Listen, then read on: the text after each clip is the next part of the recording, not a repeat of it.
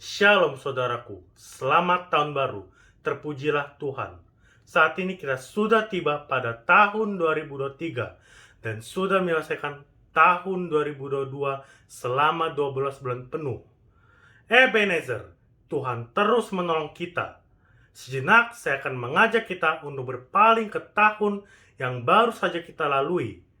Mari setiap kita mengingat dengan sungguh-sungguh hari-hari yang kita lewati. Mulai dari bulan Januari, Februari, Maret, April, dan Desember 2022. Setiap kita pasti mempunyai pengalaman yang unik. Setiap kita pasti pernah merasakan pertolongan Tuhan yang ajaib.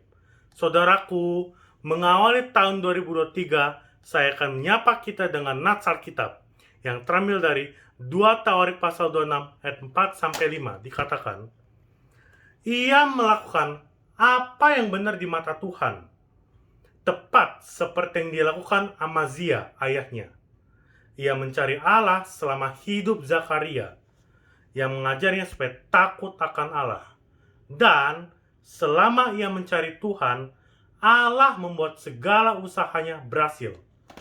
Saudaraku, nats ini berbicara tentang Raja Uzia yang menggantikan ayahnya pada saat umurnya masih sangat muda, yaitu 16 tahun.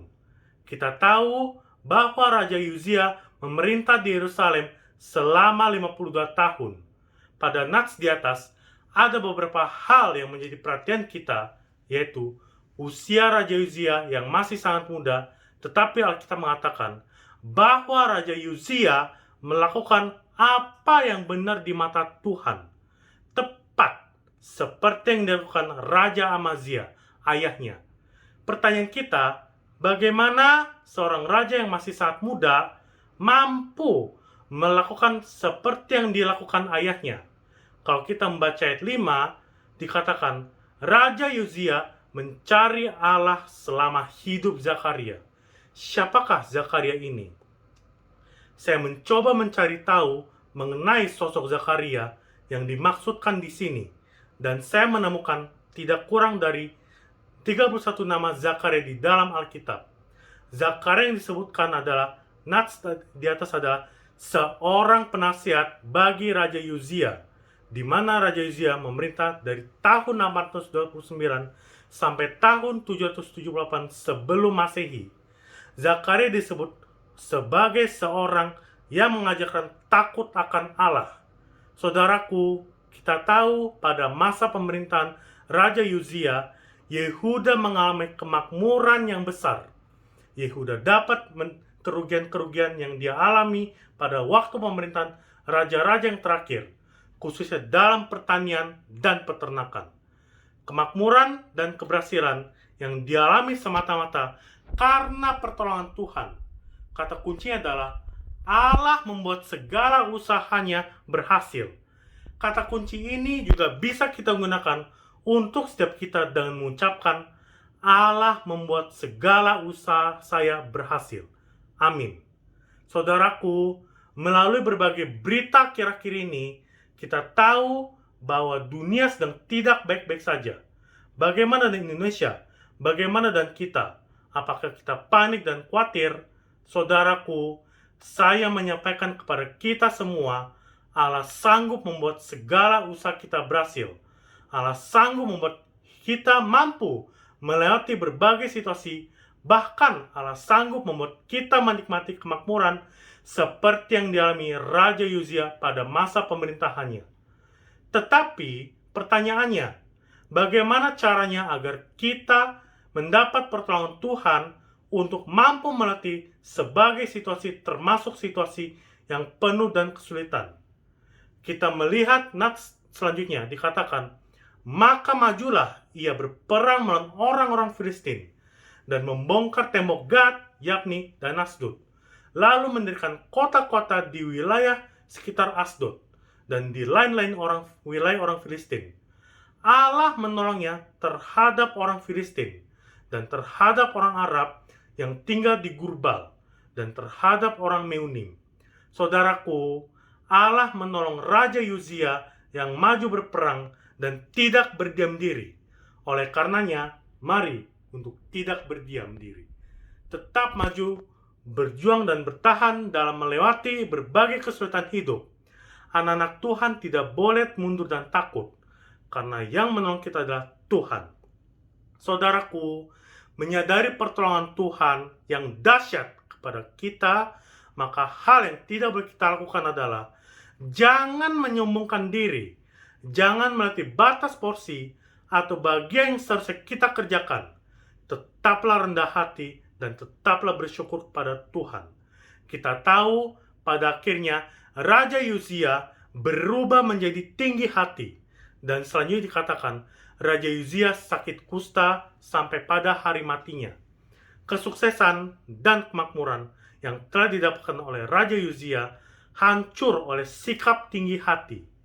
Tuhan kita adalah Tuhan yang maha baik. Pada dasarnya Tuhan mau menolong semua orang, tetapi dari kisah Raja Uzia di atas kita belajar bahwa pada kenyataannya Tuhan menolong kita apabila yang pertama, kita sungguh-sungguh bertobat. Bertobat artinya bukan hanya berhenti berbuat dosa, tetapi merubah cara pandang kita terhadap dosa, sehingga kita malu untuk berbuat dosa, dan sebaliknya, selalu mendekatkan diri kita kepada Tuhan. Jadi, pertobatan adalah perubahan hati dan pikiran yang membawa kita lebih dekat kepada Allah. Di dalam Yakobus pasal 4 ayat 6 dikatakan, tetapi kasih karunia yang dianugerahkannya kepada kita lebih besar daripada itu. Karena itu, ia katakan, Allah menentang orang yang congkak, tetapi mengasihi orang yang rendah hati. Yang kedua, kita mau berserah dan diatur Tuhan. Kadangkala Tuhan bawa kita ke jalan yang kita sendiri tidak mengerti, tetapi bagian kita hanya berserah dan taat, serta memberi diri diatur Tuhan. Saudaraku, berserah bukan menyerah. Sikap menyerah akan bawa kita pada keputusasaan dan frustasi. Sikap menyerah hanya memiliki oleh orang-orang yang tidak percaya kepada Tuhan. Sebaliknya, sikap berserah adalah sikap hati yang penuh iman percaya kepada Tuhan. Melalui iman percaya kita, maka hal-hal yang dahsyat dan mujizat boleh kita alami. Dalam Ibrani pasal 11 ayat 30 dikatakan, karena iman maka runtuhlah tembok-tembok Yeriko setelah kota itu dikelilingi 7 hari 7 lamanya. Yang ketiga, kita mau bekerja keras dan mau bertanggung jawab. Ketika bangsa Filistin menyerang, betul, Tuhan menolong Raja Uzia, tetapi Tuhan menolongnya dengan cara maju berperang. Selanjutnya, ketika ternaknya bertambah banyak, pertanian bertambah maju, Raja Uzia juga menggali sumur. Di sini kita lihat bahwa ada kerja keras yang dia lakukan untuk mendapatkan pertolongan Tuhan, menyikapi prediksi bahwa tahun 2023 adalah tahun yang tidak baik-baik saja. Maka sebagai orang percaya, mari tetap fokus bekerja, fokus berusaha, fokus berikhtiar, dan selanjutnya memohon pertolongan dan berkat dari Tuhan. Alkitab berkata, dan apa saja yang mau kamu minta, dalam doa dengan penuh kepercayaan, kamu akan menerimanya. Yang keempat, yang terakhir, kita harus merendahkan diri. Bersyukur adalah berarti merendahkan diri dan mengakui bahwa segala sesuatu terjadi dalam hidup kita semata-mata karena kasih karunia Tuhan. Dengan sikap merendahkan diri, maka kita mau dididik dan disempurnakan dalam tuntunan Tuhan. Dengan merendahkan diri, maka kita siap membuka hati untuk menerima pertolongan Tuhan. Di dalam Amsal pasal 18 ayat 12 dikatakan, tinggi hati mendahului kehancuran, tetapi kerendahan hati mendahului kehormatan. Saudaraku, tahun 2023 bisa saja tidak mudah untuk dilalui, tetapi pertolongan Tuhan akan memberikan kekuatan, memberikan berkat dan kasih karunia-Nya, sehingga hari demi hari, minggu demi minggu, dan bulan demi bulan akan kita lalui bersama Tuhan. Dengan setiap masalah dan kesulitan akan kita lalui dan pertolongan Tuhan yang memberikan hikmat dan akal budi. yang telah menyediakan solusi atas setiap kesulitan yang kita hadapi.